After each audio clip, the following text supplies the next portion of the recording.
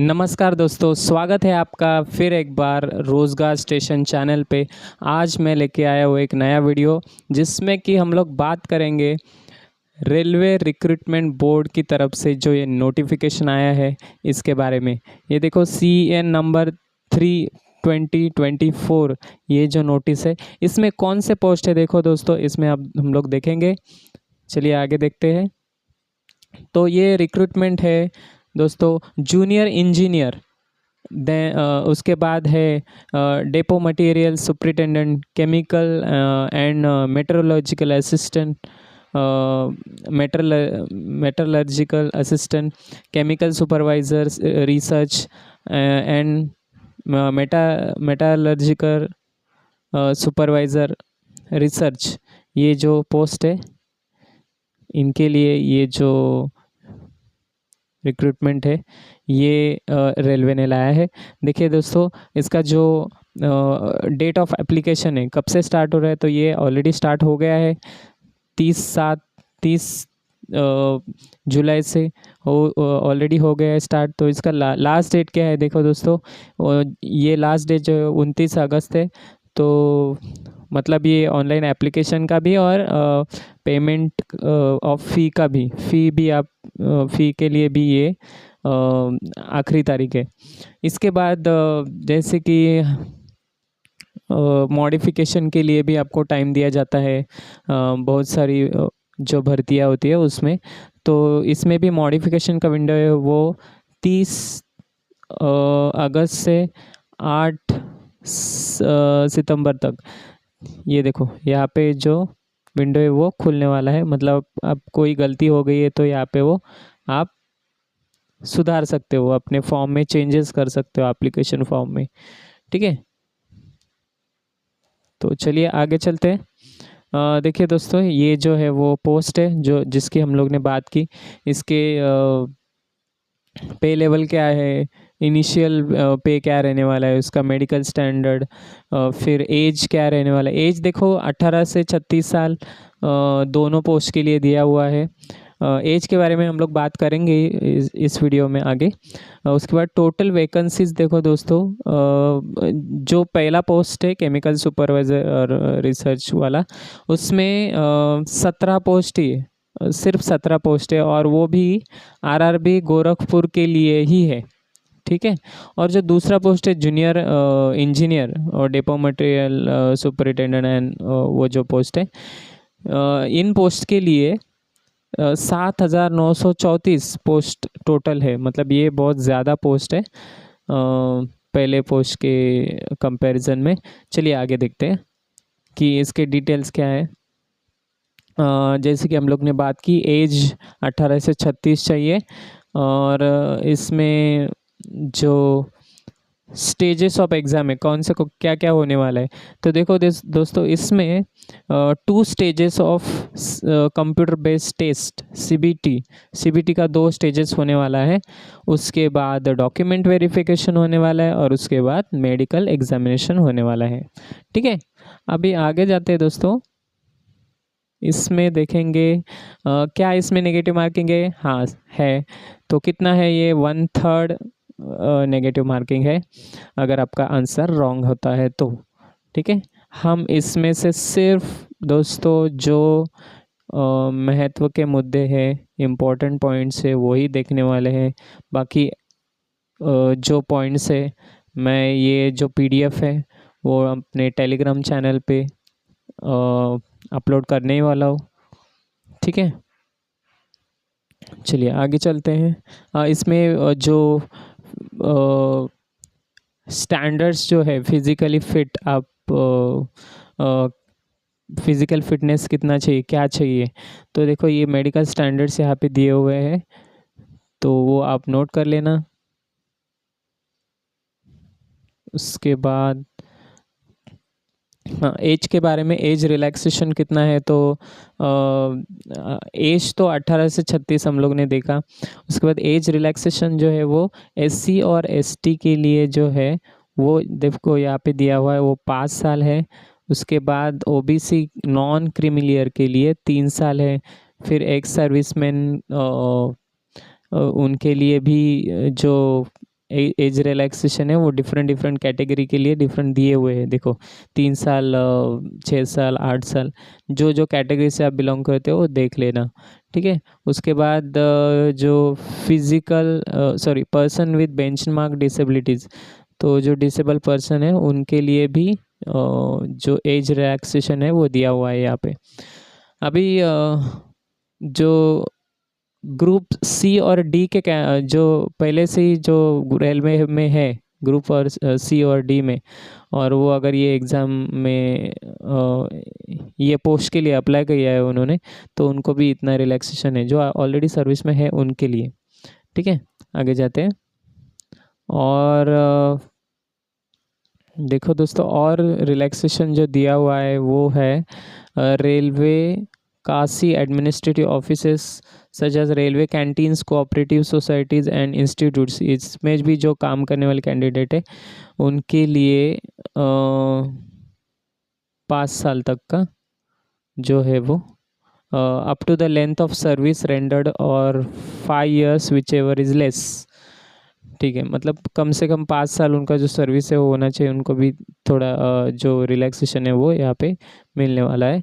उसके बाद female candidates who are widowed, divorce और जुडिशियली सेपरेटेड फ्रॉम हस्बैंड, जो ऐसी फीमेल्स है उनके लिए अलग अलग कैटेगरी में अलग अलग जो है वो रिलैक्सेशन वो दिया हुआ है। देखो अनरिजर्व के लिए है 35 years, ओबीसी के लिए 38 और SC ST के लिए 40।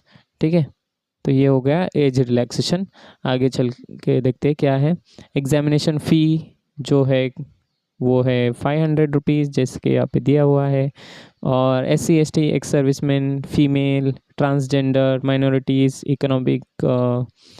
इकोनॉमिकली बैकवर्ड क्लास मतलब EBC, इनके लिए जो है वो 250 रुपीज़ है। और इसमें चीज़ दी हुई कि दिस फ़ी मतलब ये 250 रुपीज़ जो भरने वाले हैं shall be refunded only duly deducting bank charges as applicable on appearing in first stage CBT। मतलब फर्स्ट स्टेज CBT आप अगर अपेयर करते हो तो ये जो 250 रुपीज़ है वो आपको रिफ़ंड भी हो जाते हैं।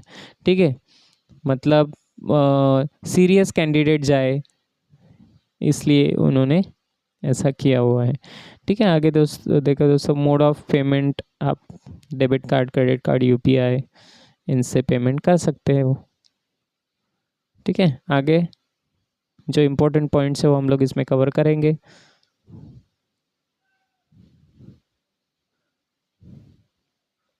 देखो जो मैंने बोला था पर्सन्स विद बेंचमार्क डिसेबिलिटीज़, उनके लिए क्या जो कंडीशंस है वो यहाँ पे देखो, पूरी जो कंडीशंस है वो यहाँ पे दी हुई है। हाँ, उसके बाद देखो दोस्तों, ये चालू होता है रिक्रूटमेंट प्रोसेस।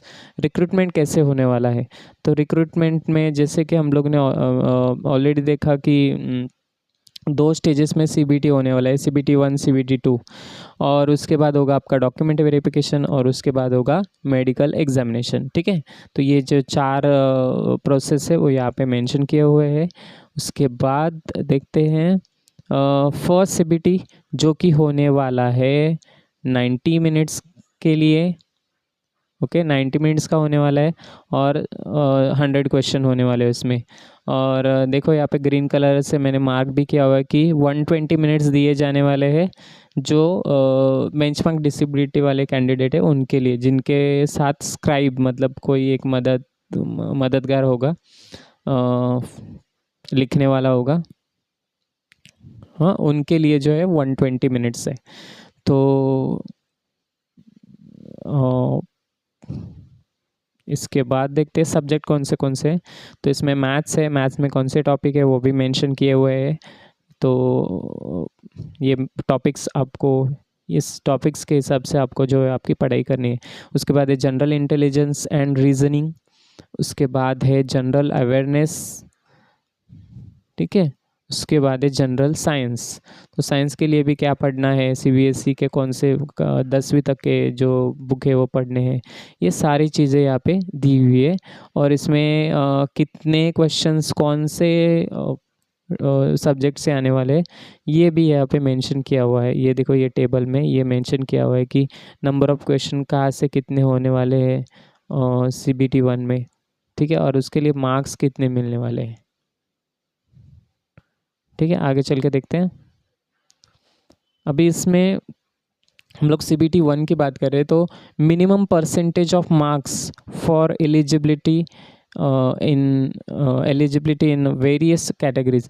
तो आप एलिजिबल कितने मार्क्स के लिए होंगे, तो अनरिजर्व जो कैंडिडेट्स है वो, क्योंकि आप देखो आप CBT 2 भी देने वाले हो ना इसके बाद, तो CBT 2 के लिए जब आप अपेयर करने वाले हो तो पहले कितने आपको परसेंटेज चाहिए। तो अगर आप अनरिजर्व कैटेगरी से है तो 40, EWS से तो भी 40, OBC से तो आपको 30% चाहिए, जो SC कैटेगरी से या ST कैटेगरी से हो आप, सॉरी SC के लिए 30% है और ST के लिए 25% है। तो इतने अगर आपको मार्क्स मिलते हैं तो आप एलिजिबल हो जाते हो CBT 2 देने के लिए। और 2% जो बेंचमार्क डिसेबिलिटी वाले जो कैंडिडेट है उनके लिए और 2% आई थिंक रिलैक्सेशन दिया हुआ है। देखो ग्रीन कलर में हम लोगों ने उसको यहाँ पे मार्क किया हुआ है, देखो यहाँ पे, ठीक है। आगे देखिए दोस्तों, दूसरा है सेकेंड स्टेज ऑफ CBT। अभी सेकेंड स्टेज ऑफ CBT में क्या होने वाला है कि जो एग्ज़ाम है वो 150 क्वेश्चन का और 120 मिनट्स दिए जाएंगे।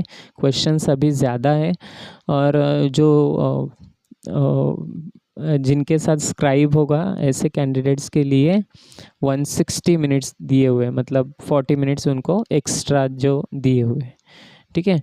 और इसमें सब्जेक्ट कौन से है, देखो दोस्तों, अभी सब्जेक्ट इसमें है general awareness, physics and chemistry, उसके बाद basics of computer and application, आपको कंप्यूटर की नॉलेज होनी चाहिए। उसके बाद basic of environment and pollution control, ये, और जो आखिरी है वो टेक्निकल एबिलिटीज़। तो दोस्तों ये सारे सब्जेक्ट के ऊपर आपको जो है वो CBT 2 देना है।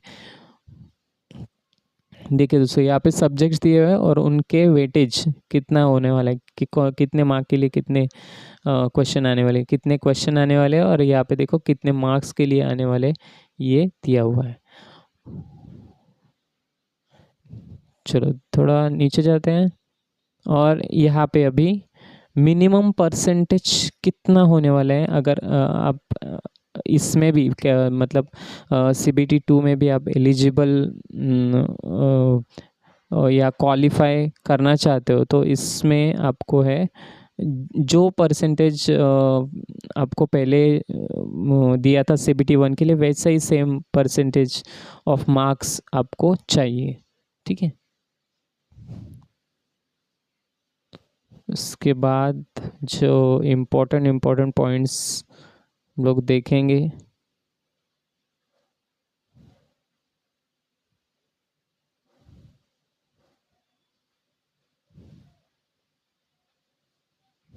हाँ देखो यहाँ पे तो सारे फॉर्म्स वगैरह दिया हुआ है,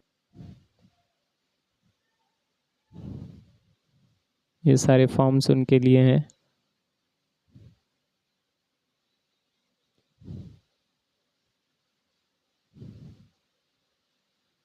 ये सारे फॉर्मेट्स, उसके बाद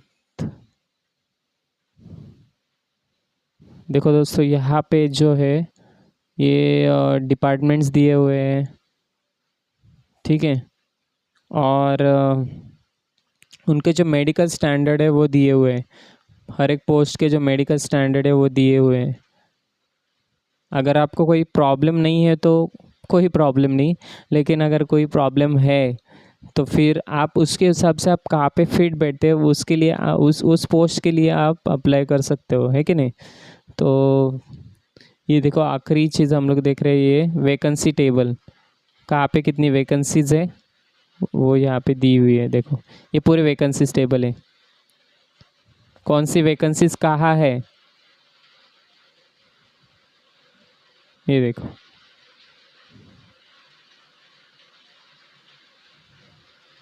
और कैटेगरी वाइज भी वैकेंसीज दी हुई है, तो हम लोग ये फॉरवर्ड करेंगे आगे आगे आगे, ठीक है।